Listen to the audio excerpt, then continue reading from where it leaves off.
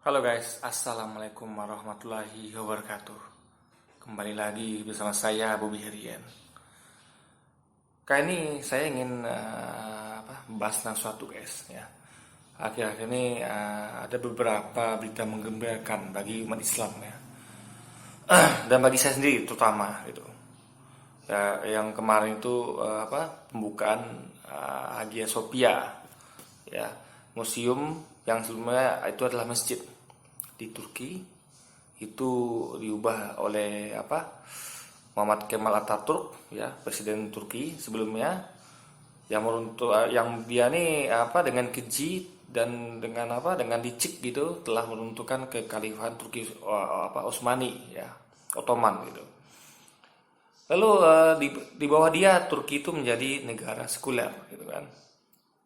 Nah, baru ketika Erdogan memimpin tampuk kekuasaan, dia membalikkan Turki menjadi negara Islam lagi gitu. Islam yang tentu dia akan berusaha untuk berpegang pada syariat. Dia membangun banyak membangun Islam di situ, peradaban Islam lagi. Dia pengen mengempikan seperti dahulu lagi gitu kan, kembalinya peradaban Islam. Bahkan dia berencana target dia tuh nanti dia akan bebaskan Palestina tentunya. Amin ya rabbal alamin. Lalu dia kemarin juga udah mulai langkah awal gitu kan. Dia mengembalikan fungsi Hagia Sophia menjadi masjid.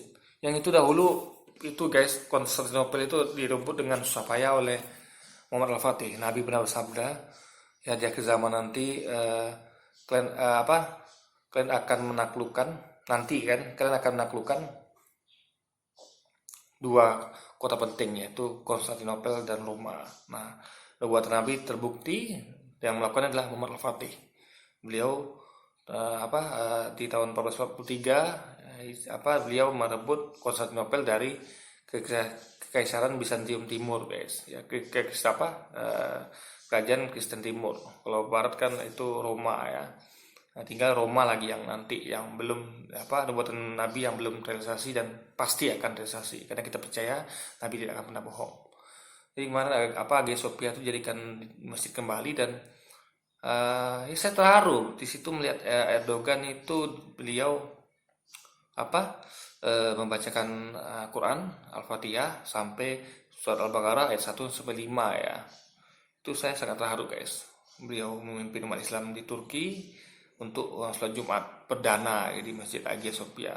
Itu sangat indah sekali. Cuma saya khawatirkan memang dengan kerumunnya warga itu rentan terkena COVID. Tapi dan saya berdoa pada Allah, ya Allah selamatkan mereka ya Allah gitu. Selamatkan mereka agar mereka selamat dan Allah lindungi mereka dari virus corona. Karena ini luar biasa. Karena yang mereka lakukan itu adalah membagikan semangat umat Islam di dunia agar kita nih terus semangat untuk memperjuangkan Islam gitu. Perjuangkan agar syariat Allah tegak di bumi ini guys. Nah, jadi itu yang pertama kan. Kedua, kemarin tadi barusan saya mendengar pidato dari Joe Biden. Kalau kita tahu Joe Biden ini adalah calon dari Demokrat di Amerika. Dia calon presiden. Dia akan akan berkompetisi dengan Donald Trump. Di sini saya terharu banget guys. Dia mengatakan, dia mengutip hadis Nabi. Apabila engkau melihat suatu kemungkaran ya, hendaklah engkau ubah dengan tangan. Kalau nggak mampu dengan lisan, kalau nggak mampu juga dalam hatimu gitu. Jadi dia mengajak pemilih Muslim untuk memilih dia gitu. Jadi dia juga mengatakan peace upon him. Jadi dia dia mengucapkan salam kepada Nabi Muhammad guys. Jadi ini sangat sangat viral dan sangat menghentak umat Muslim dunia gitu. Nah, ini saran saya ya gini. Nah, sekarang kita perhatikan beliau Joe Biden ini kan. Kita tahu kalau Erdogan kita tahu lah bagaimana ya Erdogan. Itu presiden impian kita. Saya termasuk orang-orang yang memimpikan presiden seperti Erdogan guys. Itu ada di seluruh dunia, bahkan kalau perlu di Indonesia terutama gitu kan. Kita menginginkan presiden di Indonesia ini seperti beliau agar ya, Islam itu di Indonesia ini kan Islam itu suka dihina, suka dibully, apalagi dipersekusi, ulama kita tidak dihargai gitu kan. Itu tidak jadi di negara-negara seperti Turki gitu. Nah, kalau presiden seperti Erdogan, Indonesia akan berubah total guys. kita mengimpikan presiden seperti Erdogan gitu kan, agar karena gini loh, kita mayoritas tapi kita seperti minoritas. Jadi kita tuh banyak tapi kita nggak punya kuasa guys untuk untuk menangkal semua hinaan ini guys ya, semua bulian yang ada di Indonesia gitu kan. Kita butuh presiden tegas ya, yang menegakkan keadilan, kebenaran ya, dan sehingga Islam itu dihargai, tidak lagi dijadikan bual-bualan seperti sekarang ini guys. Nah, di Amerika Joe Biden ini ya keluar, jadi kita pantau beliau gitu. Saya juga nggak terlalu banyak tahu beliau gitu kan. Dari mulai sekarang kita pantau beliau gitu. Kita doa, kalau memang benar ya beliau itu beneran kata-katanya, kita doakan beliau, kita dukung beliau gitu kan. Share setiap share setiap kampanyenya, setiap yang aksi dia, viralkan dia agar agar karena ini masalahnya kita belum mendukung orang-orang yang concern dengan Islam guys. Siapa saja yang berjuang demi Islam ya, berjuang demi agama ini, demi syariat Allah tegak di bumi ini, kita harus dukung mereka ya.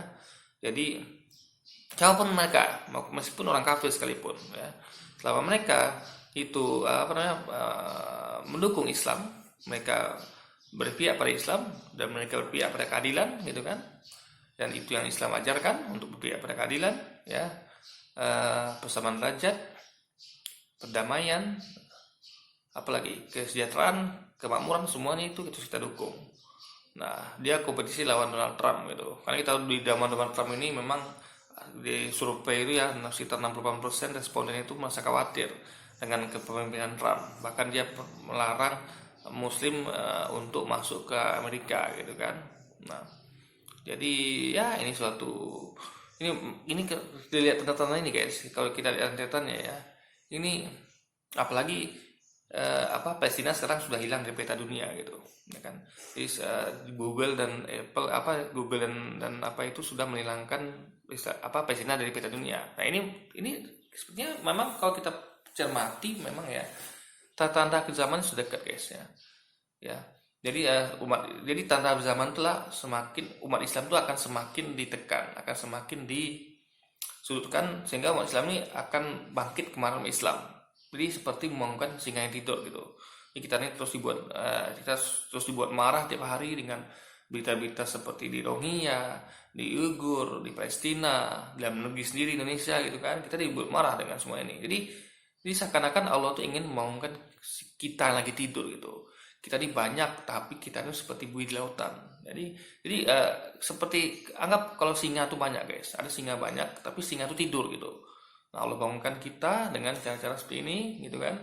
Ditambah jadi ada dua sisi guys. Pertama, kita dibuat marah, dibuat emosi ya kan. Nah, kedua, kita dibuat semangat gitu. Semangat dengan aksi-aksi Erdogan, aksinya dari Joe Biden gitu kan. Nah, jadi ini sangat menarik menurut saya guys. Jadi marah kita tuh akan ditambah dengan semangat gitu, sehingga kita akan berjuang terus ya.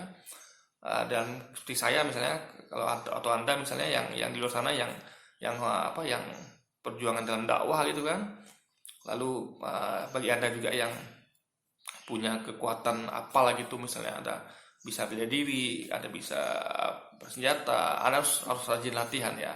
Latihan bela diri, latihan senjata untuk nanti suatu-waktu dibutuhkan gitu. Kita nggak butuhkan sekarang ya, kita nggak butuh sekarang karena kita Islam agama damai. Tapi apabila kita sudah di posisi kita diserang, itu saatnya kita mengeluarkan saatnya kita mengeluarkan kemampuan kita yang terbaik. Ya, ketika kita diserang gitu. Bagi nanti kalau misalnya Israel sudah menyerang Palestina, ya itu kita semua harus turun. Makanya kita harus persiapkan semua di sekarang. Kita dakwah yang rajin gitu kan. Kita latihan yang rajin ya. Kita tingkatkan ekonomi umat Islam, kita tingkatkan semuanya, ekonomi, politik. Kita didik umat Islam di dunia ini, terutama Indonesia ya.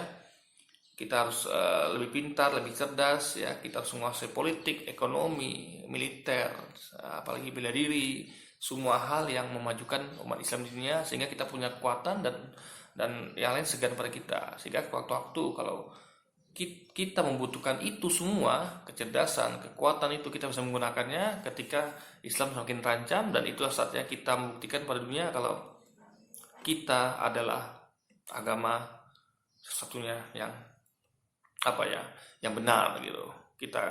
Jadi Islam itu adalah cahaya yang menerangi kegelapan.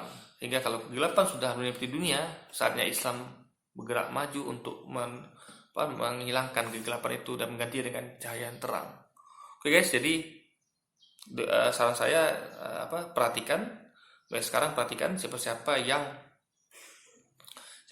yang mendukung Islam, apapun dia, mau dia Muslim maupun dia kafir, selama dia mendukung Islam, selama dia memudahkan Islam, selama dia berpihak pada Islam, kita dukung dia. Nah, kalau walaupun ada orang Muslim ya, kalau dia tidak dukung Islam, jangan dukung dia. Kita nggak lihat agamanya, tapi kita lihat prinsip dia, kita lihat apa yang dia dukung, apa yang dia perjuangkan.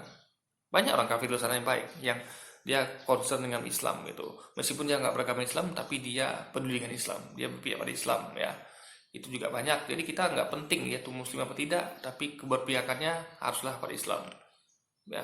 Karena Islam adalah agama yang rahmatan lil alamin, sehingga agama ini harus tegak di bumi ini, sehingga rahmat itu akan tersebar. Kalau Islam tidak tegak di bumi ini, rahmat itu tidak akan tersebar.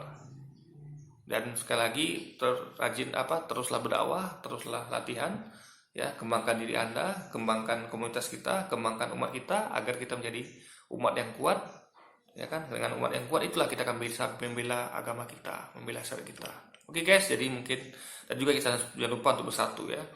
Jangan lupa bersatu dan menanggung Islam ya. Hilangkan semua sekat-sekat itu, ormas, apalagi perbedaan pendapat itu wajar, tapi jangan buat itu kita menjadikan kita terpecah belah ya. Apapun ormas Anda, apapun apapun pandangan Anda, misalnya Anda mau ikut imam yang mana ya, mau ingat Imam Syafi'i, mau Imam Hanafi, Imam Malik atau Imam Ahmad, kita tetap satu dalam Islam. Kita bersatu, jangan terpecah belah, dan perjuangkan Islam terus semangat dan terus maju. Oke guys, jadi mungkin sekian dulu video saya kali ini. Sampai jumpa lagi di video-video selanjutnya. Wassalamualaikum warahmatullahi wabarakatuh.